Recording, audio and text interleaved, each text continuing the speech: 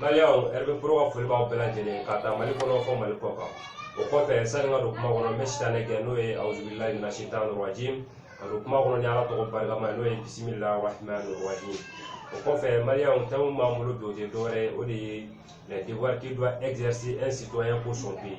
pour son bien keta ko ke muni munye aka fasoyi donc o kuma kono la aya isi ka kuma ni temu kambi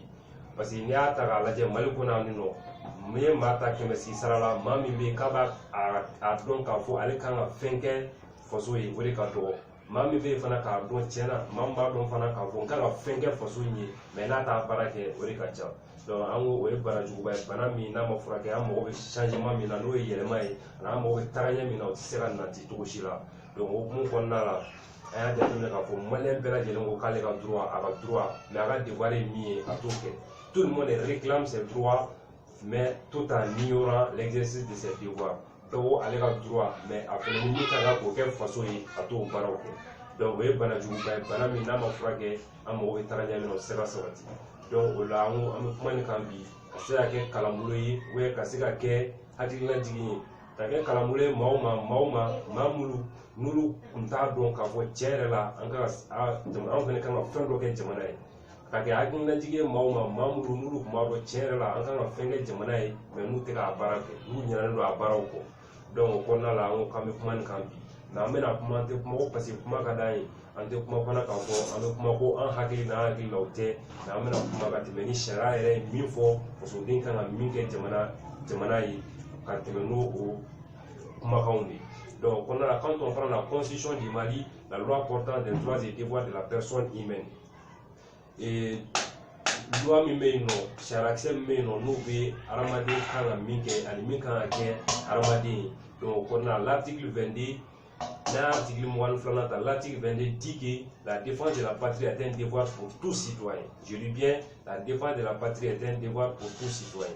Ko fasola tangali ala tobotoli we hake jamana den bela jelenga donc bela jelenga jamana ka tobotoni nga ala tanga ka togoto ni ala tanga ina bi dina togoto to ni ala tanga kala togoto ni ala tanga ina bi gardien play ka sura to mi ki so kolosin ana konofion donc bela jeni kan ka ta bulu we hake jamana de bela jeni kan an kan minke au fait quand on prend l'article 23 dit que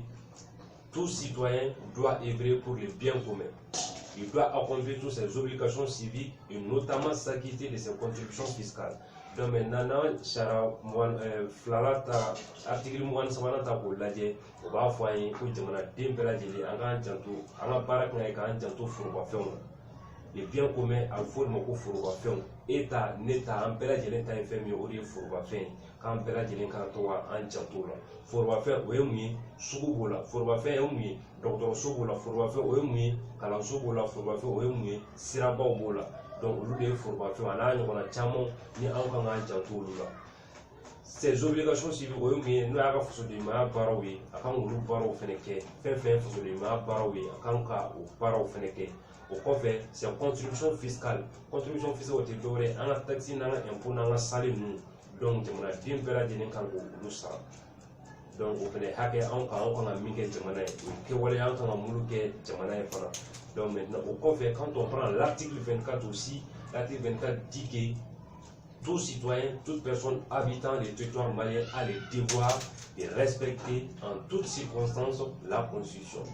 Manaka jamana di, manaka jamana fonfa, il connaît mal territoire quand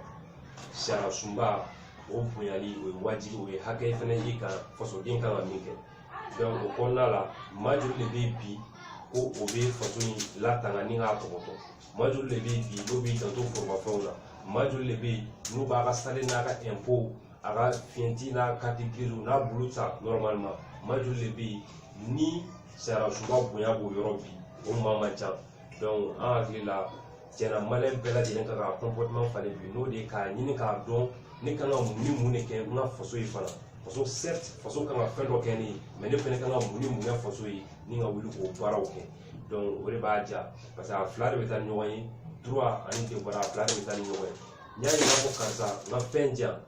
waso ye feno re di karsa ma donc ko na la nga ke taw ñini ko donc ko ke faso yi la o retour so be kan min kan yi o be kan yi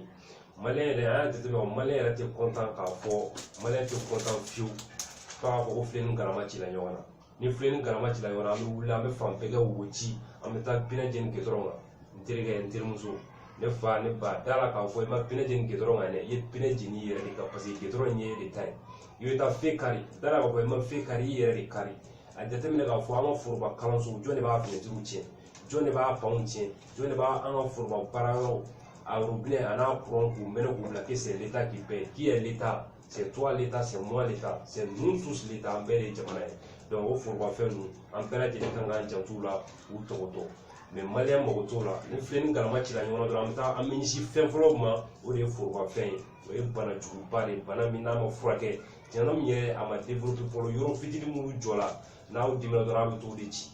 Yere ka war doni fait na ko tien. Wala to ma fo anga kan yere fe. Ni mama kan fɛ an ka kan yɛrɛ fɛ kɛn yɛrɛ fɛ o tɛ dɔwɛrɛ dɛ o ye k'i mago don i yɛrɛ la i yɛrɛ ani bolo fɛ an yɛrɛ jamana kɔnɔ fɛnw o y'an bolo fɛnw donc an kan ka janto olu la donc olu fɛnɛ hakɛ an kan ka muru kɛ jamana ye olu kan ka kɛ kɛwale ye an kan ka muru kɛ jamana ye donc o kɔnɔna la an b'a fɔ maliyɛnw ye an ka kɛtaw ɲini k'o kɛ n'o kɛra an ka laɲini ye min ye n'o ye jamana in ka yɛlɛma n'o ye jamana in ka développer o bɛ sabati